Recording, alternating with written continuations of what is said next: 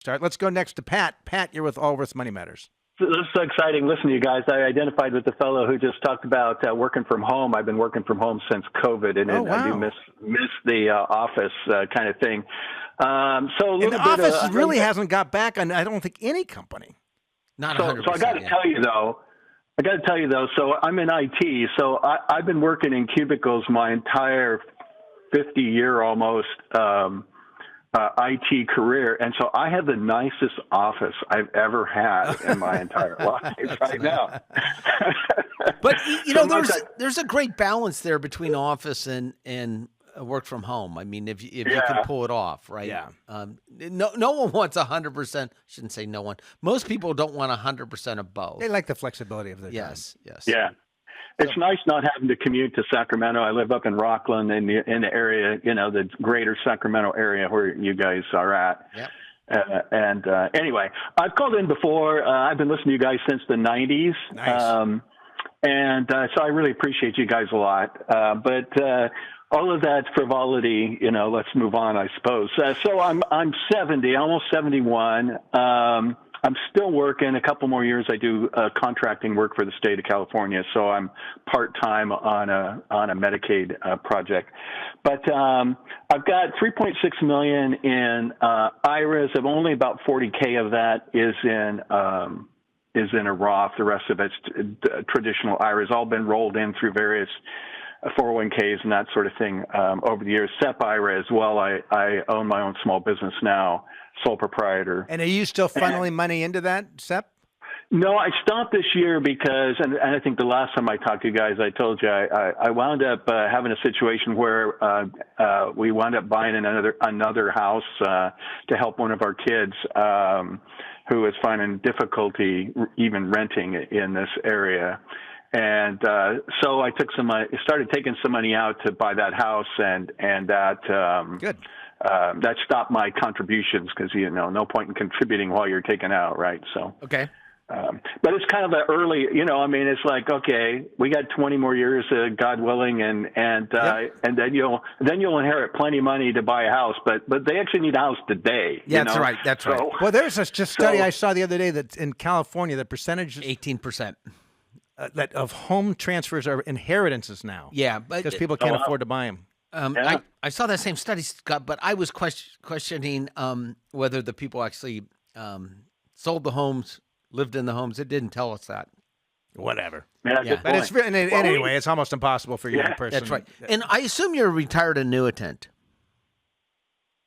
No, I'm actually a consultant. I was 22 years active Air Force. Okay. Retired, and then went to work for a big company that got bought by a bigger company when I retired here in Sacramento. I leveraged my IT education and 3 degrees in software engineering in the Air Force into a nice. Into a great job. And I worked for a smaller local boutique consulting firm. And then I just decided to stop paying them, to cash the checks and went out on my own. So you're receiving a pension though? From the Air Force. I am getting an Air Force pension, and I'm also obviously 70 years old. I started Social Security this year. How much is the Air Force pension? It's so I had 2 careers. I was enlisted for 10 years and an officer for 12, so it didn't get up there very high. So I got about $50K a year in gross in the Air Force pension, and about 85 or so Social Security between my wife and I. The pension, will that cease upon your death? Yeah, we decided to go with the insurance option rather than survivor benefit, and then just health-wise, we did the math on my life expectancy, and it's a little bit different than normal. But anyway, so I think we've done okay. So she's taken care of. If I get hit by a car tomorrow, she'll be got it. So we understand the kind of the scope of it. What's your question for us? Yeah, so I've been wrestling with like allocations, and one of the things that I've never really been invested, except for one brief mistake back in the COVID era, on bonds. And so I'm about in that 3.6 million. I'm about 15% in money market. I'm about 5% in international, and the rest of it's in U.S. U.S. equities. And so that's 80% or so. I'm taking about a 4% distribution to buy this house, and then that'll continue once I stop working to supplement our retirement income. We're not that thrifty, and we have 9 grandkids, so we have a lot of giving going on, just through the years. So the question, though, is I don't have really anything in bonds, and I have the cash sort of to cover 3 years of withdrawals, so that if we have a downturn, I don't have to go sell something at a loss.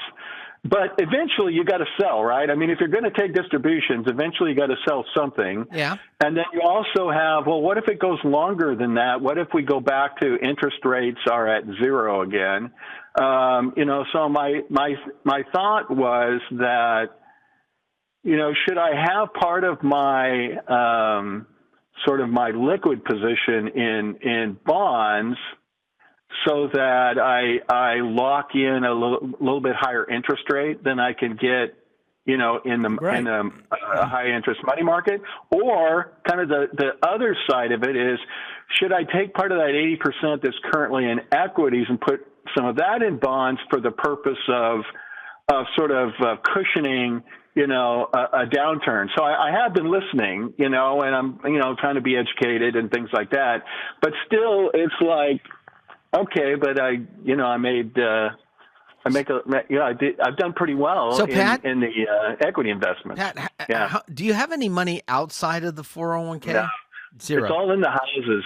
I got two extra houses for kids that I'm helping them. So our outside money is our regular cash flow. I would allocate.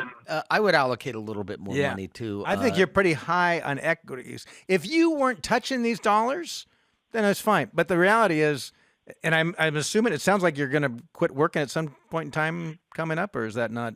Well, in theory. Yeah. Okay.